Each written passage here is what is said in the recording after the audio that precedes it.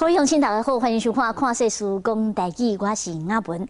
伫咱台湾近百年以来啊，有真侪外国朋友伫咱台湾真侪所在啊，点点啊，伫奉献因一世人的青春甲岁月。因有的人是这天主教的神父，有的人是基督教的传教者，啊，对着一寡弱势人，或者对着医疗，对着一寡这社会上的事啊，因拢真有帮助甲这贡献。所以文建会有那特别来表扬讲，因对着咱台湾这块土地贡献。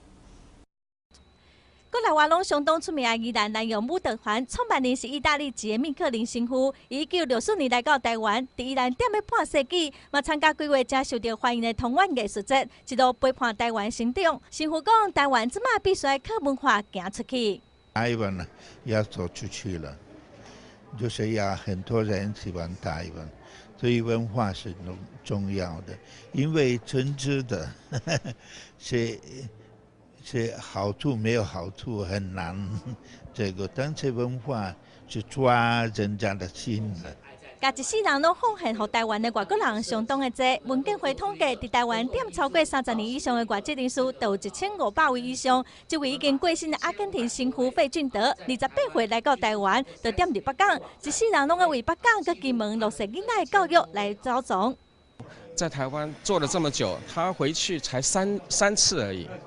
第一次是他妈妈过世，第二次是他爸爸过世，第三次是他快80岁了，然后已经是癌症很严重了，但是他讲说他要回去看一下他的家里的人。为着要感念费神父的贡献，金门甲北港两地乡亲嘛发起募款，伫阿根廷成立一个落实儿童教育关怀站甲助学奖学金，希望会使回馈。 建国8年的台湾嘛，要特别来表扬，将台湾当作家己的厝的外籍人士。未来伫华山艺文中心嘛，设一个感恩的树，让大家当看到因的名，甲因对台湾的贡献。记者陈淑根、裴耀祖台北报道。